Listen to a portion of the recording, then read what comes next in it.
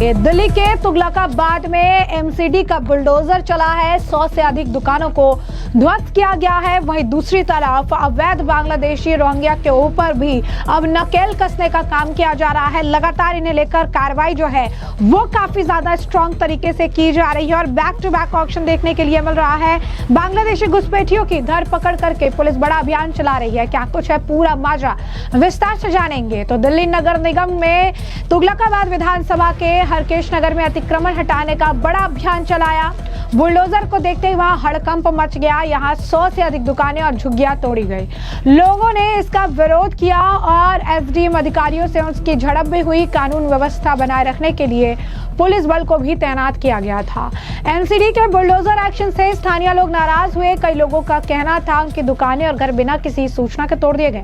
अधिकारी मनमानी कर रही हैं, लेकिन आपको बता दें कि अभी हाल ही फिलहाल में आपने देखा होगा कि लगातार बुलडोजर गरजता नजर आ रहा है। बुलडोजर एक्शन जो है देश की राजधानी दिल्ली में देखने के लिए मिल रहा है। एक तरफ सौंदर्यीकरण का काम चल रहा है तो दूसरी तरफ अवैध निर्माण को जमीनों-जब्त करने की कार्रवाई भी चल रही है। दिल्ली की रेखा गुप्ता की सरकार लगातार एक्शन मोड में नजर आ रही है। इस बीच अभियान के दौरान आपको बता दें कि एमसीडी अधिकारी और स्थानीय लोगों के बीच बहस देखने के लिए मिली। लोगों ने एमसीडी पर आरोप लगाया कि गरीबों को परेशान कर रहे हैं। तो एमसीडी का कहना है ये कार्रवाई अवैध निर्माण को हटाने के लिए की गई थी।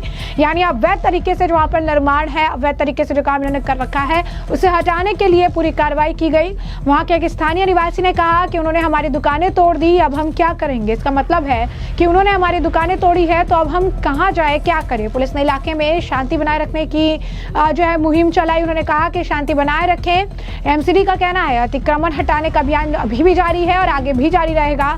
वहीं एक दुकानदार का यह भी कहना है कि एमसीडी द्वारा जारी पेंडिंग प्रमाण पत्र होने के बावजूद अतिक्रमण विरोधी दस्ते ने दुकानें ध्वस्त की है। दुकान गिरा दी ही थी तो लाइसेंस क्यों जारी किए गए। कुछ दुकानदारों ने एमसीडी की कार्रवाई पर सवाल उठाते हुए पूछा, अगर दुकानें गिरानी ही थी तो लाइसेंस क्यों जारी किए गए।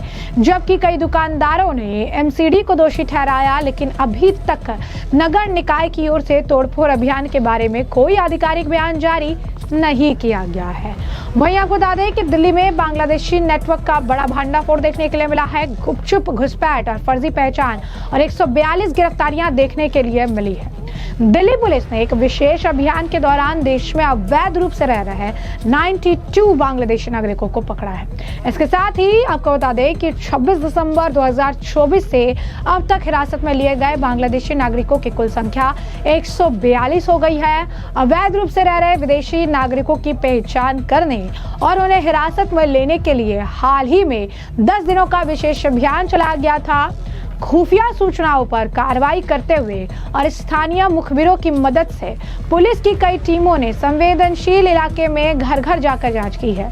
पुलिस उपायुक्त दक्षिण पश्चिम सुरेंद्र चौधरी ने कहा कि इस अभियान के दौरान सरोजनी नगर, किशनगढ़, सफदरजंग, आपको बता दें वसंत कुंज, कापस हेड़ा, पालम गांव, दिल्ली छावनी, सागरपुर जैसे क्षेत्रों में आपको बता दें कि तकरीबन 88 बांग्लादेशी नागरिकों को हिरासत में लिया गया है।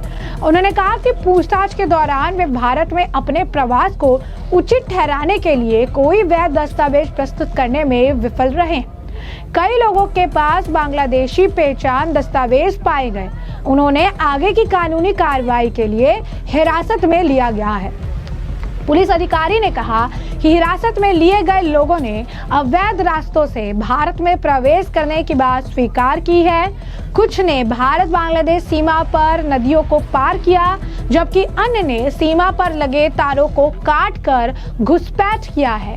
उनमें से अधिकांश कई वर्षों से दिल्ली में रह रहे थे और दिहाड़ी मजदूर और घरेलू काम करते थे। एक अभियान में पुलिस ने दिल्ली छावनी क्षेत्र से एक बांग्लादेशी दंपत्ति और उनके 2 नाबालिग बच्चों को पकड़ा। ये परिवार इस इलाके में पिछले 12 साल से अवैध रूप से रह रहा था। डीसीपी ने बताया कि पकड़े गए बांग्लादेशी की पहचान मोहम्मद असद अली की उनकी पत्नी नासिमा बेगम, बेटे मोहम्मद नईम खान और बेटी आशा मोनी के रूप में हुई है। इनमें से कोई भी वैध भारतीय नागरिकता के दस्तावेज नहीं दिखा सका।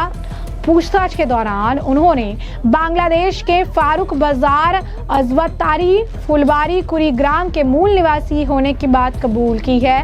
परिवार के बयान दर्ज कर लिए गए हैं। विदेशी क्षेत्रीय पंजीकरण कार्यालय के जरिए निर्वासन की प्रक्रिया शुरू हुई है। इससे पहले दिल्ली पुलिस ने एक ऐसे गिरोह का भंडाफोड़ किया था जो एक दशक से ज्यादा वक्त से अवैध रूप से भारत में अप्रवासियों की एंट्री करा रहा था। पुलिस ने गिरोह के सरगना समेत 6 अवैध बांग्लादेशी और उनके 5 भारतीय साथियों को गिरफ्तार किया था। गिरोह का संचालन 55 वर्षीय चांद मियां करता था। वो 4 साल की उम्र में भारत में घुस आया था। गिरोह ने पहचान के लिए फर्जी डॉक्यूमेंट भी बनाए थे ताकि अवैध अप्रवासी देश में स्थायी रूप से रह सके और रोजगार प्राप्त कर सके। पुलिस उपायुक्त रवि कुमार सिंह ने बताया था कि चांद मियां द्वारा दी गई सूचना के आधार पर चेन्नई से 33 और अवैध अप्रवासियों को पकड़ा गया। उन्होंने बताया था कि नेटवर्क से जुड़े 100 से अधिक बांग्लादेशी नागरिक और एजेंट अब जांच के दायरे में हैं। चांद मियां के अलावा गिरफ्तार किए गए अन्य बांग्लादेशी नागरिकों का नाम असलम, मोहम्मद अली हुसैन, मोहम्मद मिजान, रेडिस मोल्ला, फातिमा अफरोज और इसे पुलिस की बड़ी सफलता जो है माना गया था। अब ऐसे में अभी भी दिल्ली की पुलिस लगातार कार्रवाई कर रही है और दिल्ली की अलग अलग बस्ती और झुग्गियों में जाकर चेकिंग कर रही है। दस्तावेज खंगाले जा रहे हैं, आधार पेन देखा जा रहा है और इसके बाद कार्रवाई भी की जा रही है। इसी दौरान बंगाली बस्ती में भी पुलिस की जो ये आप कह सकते हैं सर्च अभियान है देखने के लिए मिला है, जैसे कि आप इस तस्वीर में देख सकते हैं, इस वीडियो में देख सकते हैं। इसके बाद एक लोकल से भी बातचीत की गई, क्या कुछ वो कह रहे हैं सुनिए। अपना नाम बता दीजिए। खदीजा। कहाँ के रहने वाले हैं? बंगाल के हम। बंगाल के हैं। यहाँ पर कितना टाइम से रह रहे हैं? यहाँ हो गया 4-5 साल। 4-5 साल से रह रहे सर हैं? ज़्यादा हो गया, 6-7 साल हो गया। 6-7 साल। अच्छा, पुलिस आई है तो क्या कुछ डॉक्यूमेंट आपके मांगे गए हैं? हाँ है डॉक्यूमेंट, आधार कार्ड, वोटर ID, सब कुछ है। आप जो देखना चाहते हो मिल जाएगा। अच्छा, तो ये जो बांग्लादेशियों के खिलाफ जो ड्राइव चल रही है, हाँ। तो क्या आप पहचान लेंगे अगर कोई बांग्लादेशी यहाँ पर आसपास रहता है तो? नहीं, हमें तो ऐसा पता नहीं। हम तो अपने काम करते आते फिर घर पे रहते हैं। हम किसी काम नहीं जाते। हम काम से मतलब है हमारा, किसी को जानते भी नहीं इतना।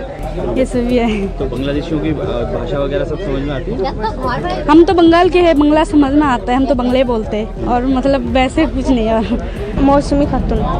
मौसमी, आप पीछे कहाँ से रहने वाले हैं? मतलब कोच बिहार।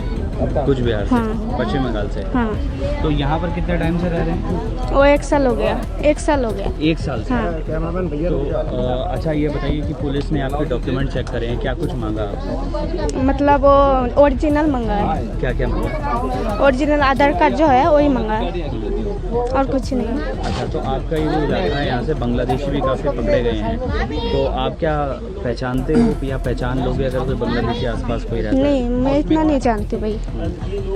साहिदा बीबी। साहिदा बीबी, आप कितने टाइम से यहाँ रह रही हैं? और मैं 1 साल से आया। 1 साल से? हाँ। पीछे कहाँ की रहने वाली है? क्या नाम? पीछे कुछ बिहार। कुछ बिहार, बंगाल से? हाँ। तो पुलिस ने आपके क्या कुछ दस्तावेज चेक कर रहे हैं, डॉक्यूमेंट क्या क्या देखा है? वैसे बोला है, आधार कार्ड दिखाया। आधार कार्ड देखा। हाँ। अच्छा, तो आपके इलाके से कुछ बांग्लादेशी भी पकड़े गए हैं, तो क्या कहेंगे? इस इलाके में रहते हैं इस तरह से अवैध तरीके से बांग्लादेशी? नहीं, मैं देखा नहीं था। नहीं देखे। पहचान लोगे कभी अगर कुछ आता है सामने कोई बांग्लादेशी भाषा से या किसी तरीके से? हाँ हाँ, फर्जी आधार कार्ड देख लूँ। तो क्या पुलिस ने क्या बोला है कि अगर कोई बांग्लादेशी दिखे तो? और नहीं, कुछ नहीं बोला।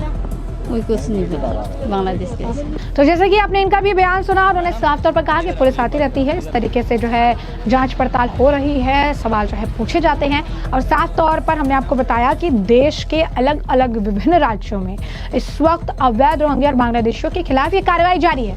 देश के अलग अलग राज्यों में लगातार इस तरीके के एक्शंस देखने के लिए मिल रहे हैं। एक तरह से आप कहिए कि बड़ा सफाई अभियान ही चलाया जा रहा है, क्योंकि ये कहा जा रहा है कि इस तरीके से अवैध रूप से जो यहाँ पर बस जाते हैं बांग्लादेशी और रोहिंग्या, ये आने वाले समय में एक बड़ा सिक्योरिटी थ्रेट हो सकता है किसी राज्य के लिए, किसी और पूरे देश के लिए। और इसी वजह से इनके खिलाफ अभियान जारी है। एक तरफ बुलडोजर है जो कि अवैध अतिक्रमण हटाने का काम कर रहा है, और दूसरी तरफ पुलिस है जो अवैध तरीके से रह रहे इन बांग्लादेशी और रोहिंग्या को बाहर ले जाकर डिपोर्ट करने का काम कर रही है। तो वैसे में हमने आपको जो पूरा मामला है बड़े विस्तार से बताया कि ये पूरा मामला क्या है। इस मामले पर बाप की जो राय हो कमेंट सेक्शन में कमेंट करके जरूर से जरूर साझा करिएगा। धन्यवाद।